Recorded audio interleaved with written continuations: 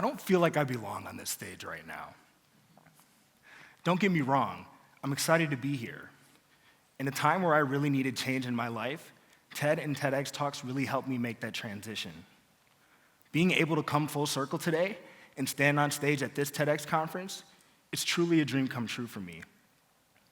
That being said, sharing the stage today with so many talented, amazing, and accomplished people doesn't necessarily make me feel accomplished.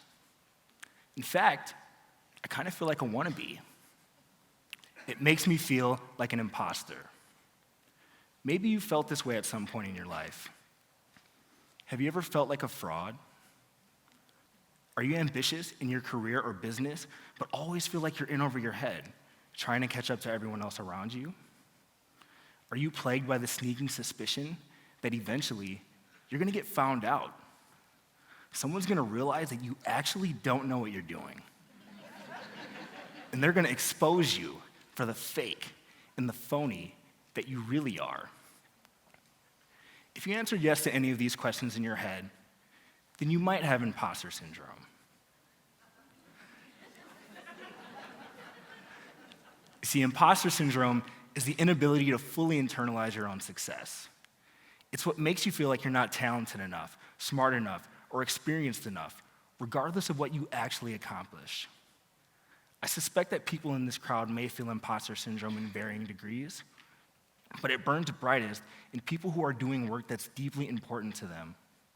It's usually the ones who most feel like frauds that are moving closest in the direction of their dreams. And those are the people that I want to talk about today.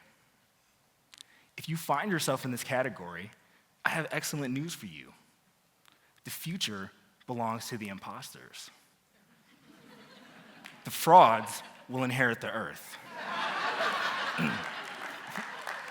The ones who deal with their emotions the right way, at least.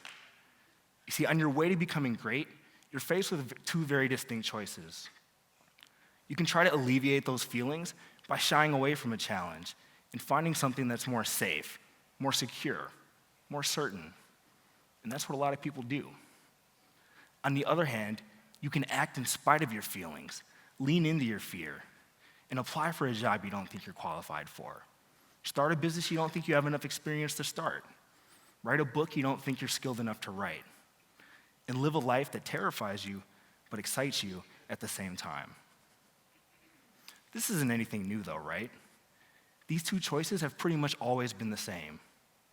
The only difference now is that the first choice of safety and security isn't nearly as attractive as it used to be. You see, not too long ago, security was at a premium, and the rules for getting ahead were clearly defined. Go to school, get a nice cushy job, work for 40 years, coast along until you cash your pension check, and everything would be fine. But now the economic train has shifted tracks, and doing work that matters to you on a personal level, work that runs the risk of feeling like a fraud, is more important now than it ever has been before. I say that because there's never been more opportunity than there has been before. The gatekeepers in every industry are gone, and those who bet on themselves now are going to reap disproportionate rewards in the future. On the flip side, the incentives for playing it safe are slowly slipping away. Many safe and stable industries are either gone or on their way out the door. Certain types of credentials are becoming a common commodity. The whole idea of a set it and forget it career is dead. Important work comes at the cost of self-doubt. It always has. But the world is finally starting to recognize how important that work is.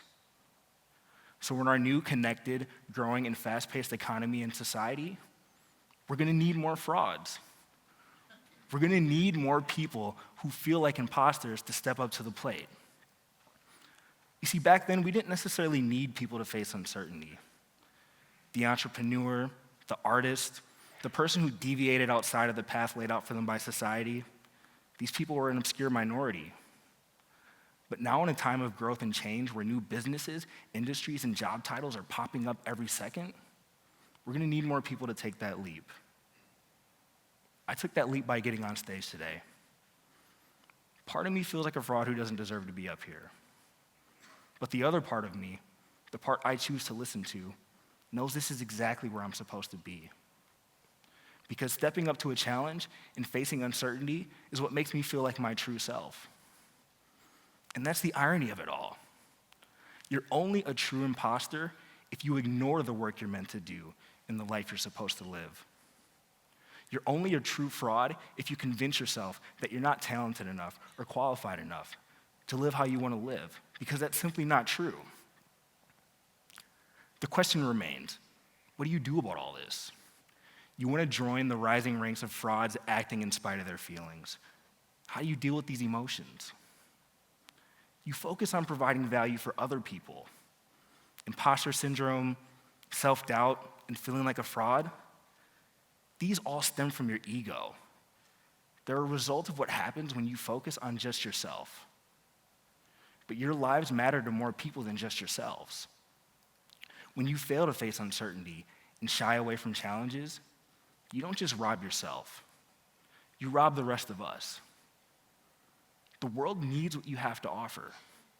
Give your gifts to us. Help us all move forward.